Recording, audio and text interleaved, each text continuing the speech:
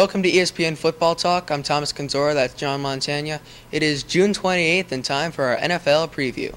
Because there is no bad time of the year for football. That is right, John. This year there's going to be 4 teams that we'll be covering today that are surrounded by question marks. My first team is the New Orleans Saints. After the bounty scandal, they'll be missing several important defensive players as well as their head coach, Drew Brees. They franchised him in the offseason, but they're still trying to restructure a long-term deal. However, he will be playing this season for the Saints, as will all the receivers. Their offense is still intact. Jimmy Graham, after a breakout year last year, I think will keep that up. I have this team going 9-7, partly because their defense has been weakened, but also because their division's getting tougher. All 3 teams, Atlanta, Carolina, and Tampa Bay, are improving. Yeah, that bounty scandal really taking a toll on New Orleans. But another team that is surrounded by question marks is the Philadelphia Eagles. It is judgment year for the Eagles.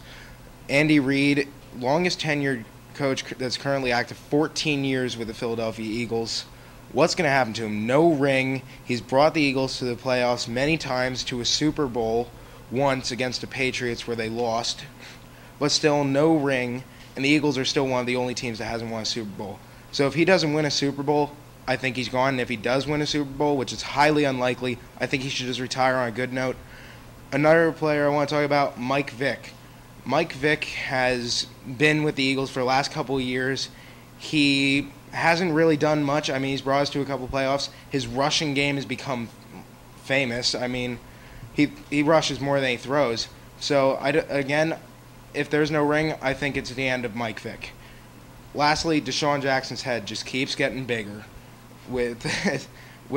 See him following the pattern of player Terrell Owens. We're going to see where that goes. Where do you have the Eagles finishing? What record? I'm going to have them finishing around a 9-7 record. All right. My next team is the Denver Broncos. We all know they signed Peyton Manning in the offseason. They added Jacob Tamme, and they still have a decent receiving core. No one really stood out last year. They have Eric Decker, Brandon Stokely, Demaryius Thomas. Their tight ends are all right. It's still a pretty good running attack with Willis McGahee, Lance Ball, and Noshawn Moreno. But I think with Peyton Manning running your offense, you can't go too wrong. Also on defense, Brian Dawkins retired, Champ Bailey's getting older. But Elvis Dumerville is back. He missed all of last year. And, of course, Von Miller, last year's Offensive Rookie of the Year, can only get better. Now, of course, Peyton Manning coming to the Broncos and Tim Tebow leaving the Broncos and going to the New York Jets, another team surrounded by question marks. Not necessarily about their record, just media. Is it going to be Tebow or Sanchez? Sanchez, who's been with the Jets for a couple of years now, he's had fairly good seasons for a young guy. And the Jets just bring in Tebow in what, in my opinion, is a publicity stunt. So we're going to see what's going to play off that. It's going to be a huge media surrounding the Jets this year. I'm giving them a 12-4 record, though. And I forgot to mention, I'm giving the Broncos 11-5. I think their division is incredibly weak. The Chargers have been struggling. Oakland and Kansas City don't seem to know where they're going. I think the Broncos, and do you think the Jets win their division? I think the Jets are going to win their division. All right, now for the Super Bowl picks, I have, out of the Jets division, the New England Patriots over the Green Bay Packers. Both teams improved their defense in the offseason, have great offenses.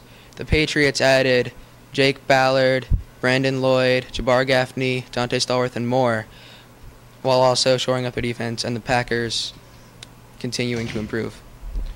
I think the Super Bowl is going to be the Ravens and the 49ers. It's going to be the Harbaugh brothers. Both teams have good defenses, and it's going to be a low-scoring game, but the Ravens have been going to the playoffs for the last couple years. They're just getting better and better each year. I think this year is finally their year. They're going to win it, and the 49ers are going to take the NFC. All right, that'll wrap it up for Football Talk for ESPN. For John Montagna, I'm Thomas Conzora. Good night.